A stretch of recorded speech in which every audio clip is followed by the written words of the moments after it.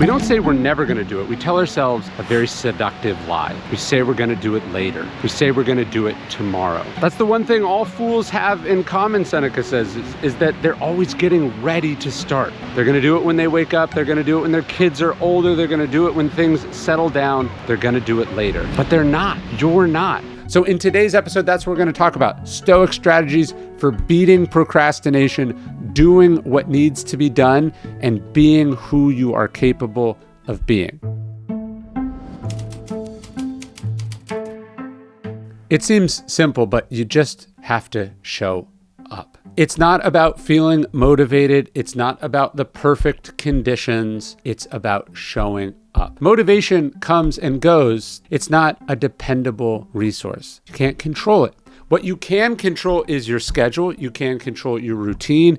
You can control your commitment. There's a famous artist who said that inspiration was for amateurs. Says a professional shows up and gets to work. Think about someone like Thomas Edison, controversial, sure, but he would say that he wasn't a genius. It wasn't about inspiration. He says, I've got no imagination. He says, I don't dream. I don't create things. He says, the genius hangs around their laboratory day and night. He says, you want to be there when something might happen, right? So again, inspiration isn't this thing that you bring.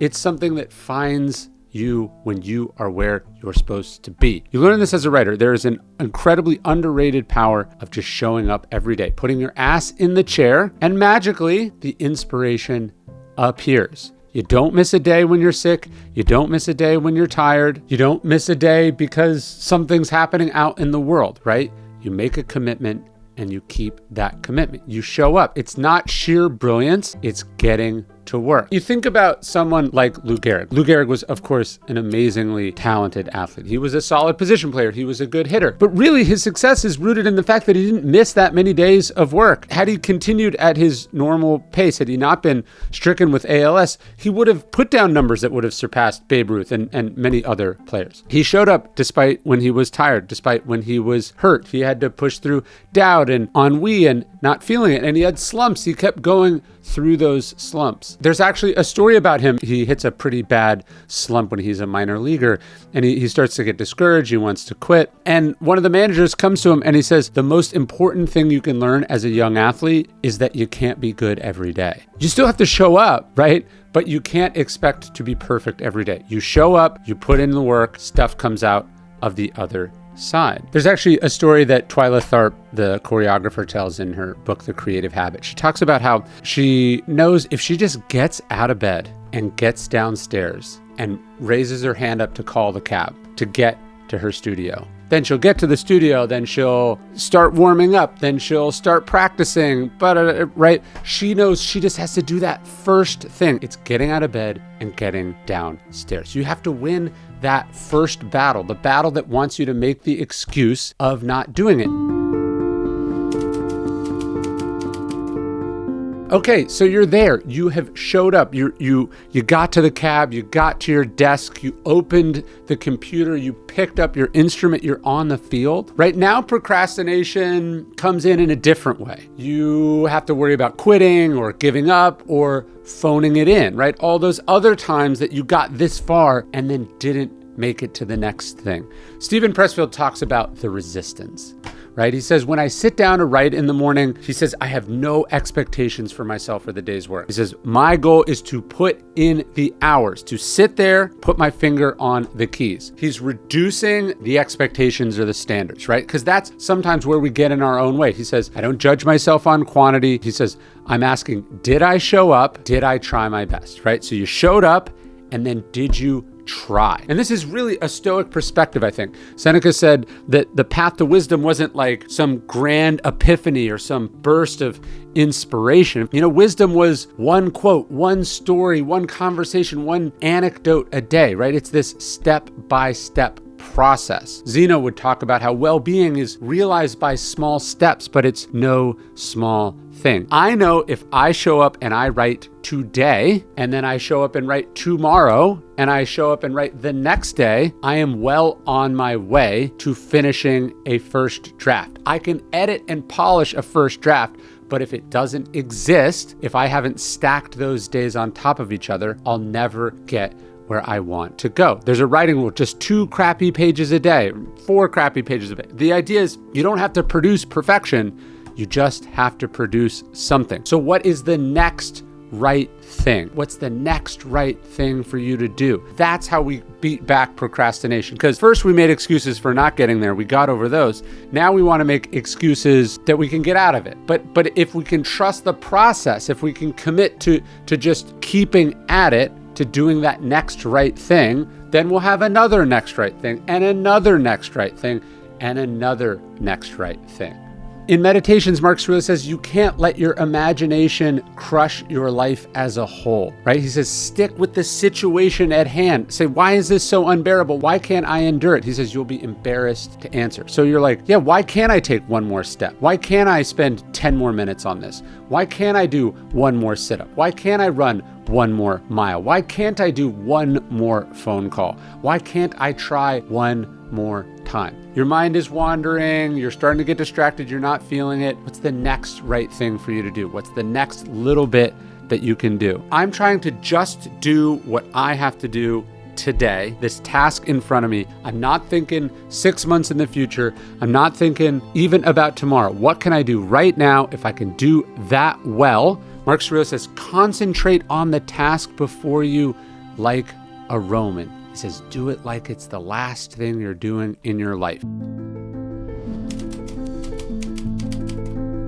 One of the reasons I think it's hard to focus and do what's in front of us, one thing that gives us an excuse that is procrastination but doesn't feel like procrastination, is we have too much going on, we're doing too many things, and as a result, we never have to lock in and focus on what's in front of us. Seneca talked about how to be everywhere is to be nowhere. We're too overcommitted, we've got too much going on, and we get paralyzed, we get overwhelmed. One of Marcus Aurelius's questions, he says, you have to ask yourself in everything that you do, is this essential? And he says, because a lot of what we do and say isn't essential. They are things we picked up from other people. They're things we've been doing a long time. They're things that we're doing because someone else asked us. We're doing them because we're running away from something. But if we want tranquility, if we want peace, if we want productivity, we have to say, hey, is this actually an important thing? Is it moving the needle? And he says, if the answer is no, and you eliminate it, what you get is the double benefit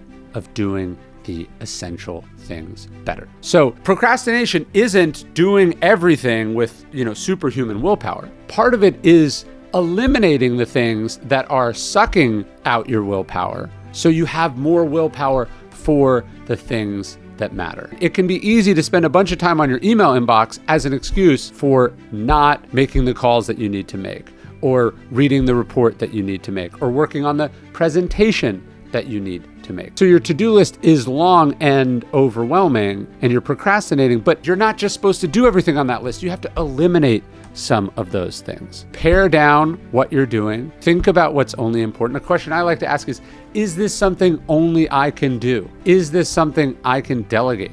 Is this something I can eliminate? And if it is, I want to get rid of it. I want to solve this problem upstream. Publius Syrus, one of the early Stoic philosophers, would say rivers are easiest to cross at their source. Instead of strategizing to solve some difficult problem, ask yourself, is it a problem that you need to be solving? Is it a thing that you need to be doing? And when you eliminate those things, you'll have less procrastination and less distraction. It was Churchill who said that another way to spell perfection is paralysis, which is to say it is good to have high standards. It's good to ask a lot of yourself, but sometimes this is a way to actually ask nothing of yourself. We say that it's going to be too hard. We add endless amounts of preparation. We intimidate ourselves. We exhaust ourselves. We make it harder than it needs to be. Again, my writing rule of a couple crappy pages a day.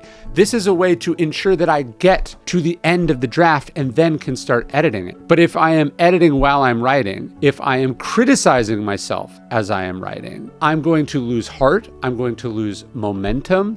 I'm going to not get to where I need to go. And so oftentimes we get in our own heads because we are being perfectionists. Marcus Aurelius reminds himself in Meditations, he says, remember that you don't live in Plato's Republic. We don't live in the perfect world. We don't live in the theoretical world. We live in the real world. And we have to make sure that we don't let perfect be the enemy of good enough, that we don't let an ideal situation get in the way of making progress towards a solution. In Discipline is Destiny, I tell this story about Martha Graham, another great dancer. She's been working for months and months on this Guggenheim Fellowship dance. Her standards are getting in the way. She can't see that what she's done is really, really good. And she's tempted to just throw the whole thing out. And it's not until her collaborative partner, Louis Horst, steps in and he goes, the things you do are not always going to be at the same level. And he points out that Beethoven's 6th symphony follows the 5th. He says, but without the 6th, you wouldn't have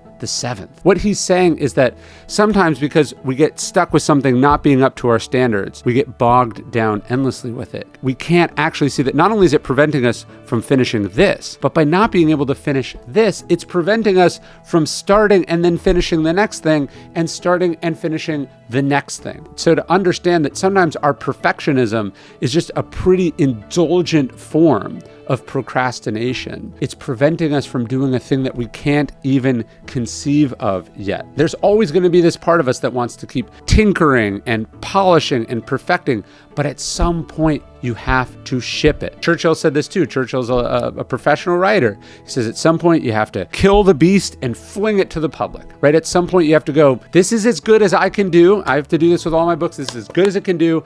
I'm sending it into the publisher. But what I have learned in the process is that by sending it into the publisher, it's coming back with notes. And then it's getting better for those notes. And then I'm doing another round. And so actually, it's not even future projects you're holding back, but you're holding back rounds of edits on this very thing. You need to get it out from under you and in front of other people. Look, you're great because you have high standards. You just can't let those standards paralyze you. So I went for a run this morning around Town Lake in Austin. I dropped my son off at school, and then I went for about a 7-mile run, and I ran in my Viore shorts, and then I put on some Viore joggers to work here at the office when I sat down to write. I've been wearing Viore stuff for a long time. They've been a sponsor of the show for a long time. I try to dress in comfortable stuff. I try to dress in stuff that I think looks good. And then when I find something I like, I just wear it over and over again. And that's why you've seen me wearing Viore stuff in interviews, in the B-roll we do. You've seen me sitting at this very table wearing Viore stuff. And I like it because, 1 minute I'm writing or shooting a video, and then the next minute I'm jumping in the pool with my kids or I'm taking my dog for a walk. Viore is an investment in your happiness. And for our listeners, they are offering 20% off your first purchase. You can get yourself some of the most comfortable and versatile clothing on the planet if you go to viore.com/dailystoic. That's VUORI.com/dailystoic. Exclusions apply. You can visit their website for the full terms and conditions, and you'll receive 20% off your first purchase, plus free shipping on any U.S. order over $75, plus free returns. Go to viore.com/dailystoic. Ultimately, most of the strategies for beating procrastination are about taking willpower out of the equation. It's about making it a habit. It's about reducing the amount of choices, reducing the hump that you have to get over. In Stillness is the Key, I quote one of my favorite passages from the psychologist William James. He said that the person you should pity is the person who wakes up every day and has a lot of choices to make. He says, the more details of our daily life we can hand over to the effortless custody of automatism, the more our higher powers of mind will be set free for their own proper work. There is no more miserable human being than the one in whom nothing is habitual but indecision, and for whom the lighting of every cigar and the drinking of every cup and the time of rising and going to bed every day and the beginning of every bit of work are subjects of express volitional deliberation. We have to automate. We have to create systems. We have to create structures. This is what I do on Monday. This is what I do on Tuesday. This is what I do on Thursday. This is what I do when I have free time. This is what I do after I finish my work. This is what I do in the morning. This is what I do with the kids for bedtime. These are the things that we have for dinner, right? It's limiting the scope of choices, creating automation, creating consistency, reducing the opportunity for us to make excuses. This is what Twyla Tharp is tapping into when she says, I just have to get started. When you create a routine, when you create a system, when you create an order, I do this and then this and then this and then this, right? That seems like a lot. Oh, I have to do all that. But actually, after you do it enough times, you really have to just do the first time, and then the routine takes over. Seneca talked about how a life without design is erratic. To that, I would add, it is also exhausting because it is on you to keep things in bounds. It is on you to decide what happens after this and that. No, you create a design, you create systems, you create structure, and you give yourself over to those things. And that creates a lot less room for procrastination. Obviously, the Stoics think. Obviously, philosophy is about thinking, but it's also about doing, right? There's a Latin expression, acta non verba, deeds, not words. It's about doing the verb, not being the noun. So as a writer, it's not, I think of myself as a writer, this is the life of a writer. It's, am I writing? You don't think about and plan your workouts. You go to the gym and you start working out. You do the thing. Emerson said, you cannot spend the day in deliberation. You cannot spend it in reflection. You have to be doing. You have to be doing the thing. Virtue is a thing that you do, not a person that you are. But by doing it, you become that person. Show up, do the thing. Don't overthink it. Don't get in your way. Do the thing. Don't talk about your philosophy, Epictetus said. Embody it. Don't talk about your habits. Don't talk about your routines. Don't read about routines. Don't study routines. As soon as this video is done, turn it off and go do what you need to do. And the reason you need to do what you need to do is that life is very short. Procrastination is arrogant. You have to realize that you're putting off until tomorrow. When you put things off until tomorrow, you are assuming that you get tomorrow. But we could leave life at any moment, Seneca said. We could go at any moment. So this present moment is all we have. It is our opportunity. It is our chance. It is tomorrow. Do it now. Do the things you need to do. Don't put it off. Don't wait. Do it. Samuel Johnson talked about how knowing that you're going to be hanged in 2 weeks really concentrates the mind wonderfully. You know, you do that exercise. What would I do if I found out I had cancer? What would I do if I found out I didn't have much time left, right? You get real serious real fast. You'd eliminate a lot of inessential things very quickly. You'd get over obsessing what other people think about you, and you'd get to work, right? You'd get to work on what you've been putting off, on what you've always wanted to do, on the legacy that you want to leave behind. So this practice of memento mori, and I carry a memento mori coin with me. There's one right here. This idea, memento mori, you could leave life right now. Let that determine what you do and say and think. Something very humbling, sobering, but also inspiring and moving by meditating on the shortness of life. As Seneca said, it's not that life is short, it's that we waste too much of it. Stop putting it off. Stop saying you'll do it later. Do it now.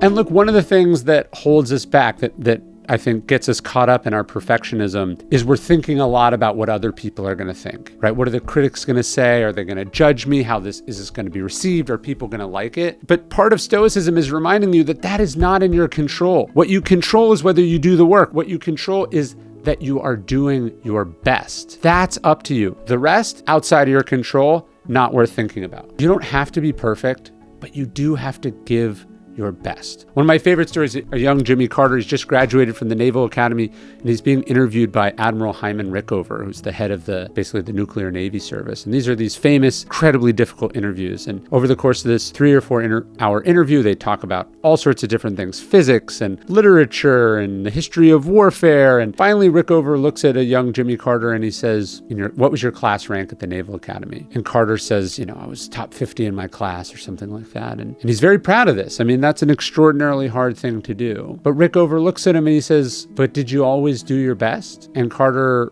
wants to say yes. Instinctively we want to say yes. But he thinks about it, and he thinks about times that he sort of phoned it in, or things that he put off till the last minute, or opportunities he could have jumped on, or extra credit he could have done. And he says, you know what, sir? No. I didn't always do my best. And Rick overlooks at him and he says, why not? And then ends the interview and walks out. And that question haunts Jimmy Carter the rest of his life, as it should haunt us. Why aren't we giving our best to this thing? Why are we holding something back? Now, this is very different than perfectionism. Perfectionism is about some impossible standard. Doing our best is about, are we showing up? Are we putting everything we have into it? Are we really trying? Or, as I have done it sometimes in my life, and I think perhaps many of you have, we tell ourselves that this thing doesn't really matter, that it's not serious, that we don't really care about it, because we're trying to protect ourselves from what others might think. We're trying to protect ourselves from the pain of failing or being laughed at. No, to me, I try to push procrastination and perfectionism aside, and I just try to say, did I show up today and do my best? Did I do what I was capable of today? And this helps you because sometimes you're really feeling it, and what you're capable of is a lot. And other times when you're sick, other times when you're tired, maybe your heart's been broken, you give what you're capable of that day. And cumulatively, that adds up to a lot. You show up and you do your best. That's always in your control. Every day, I send out one Stoic-inspired email totally for free. Almost 1 million people all over the world. If you want to take your Stoicism journey to the next level, I would love for you to subscribe. It's totally for free. You can unsubscribe at any time. There's no spam. Just go to dailystoic.com/email. Love to see you there.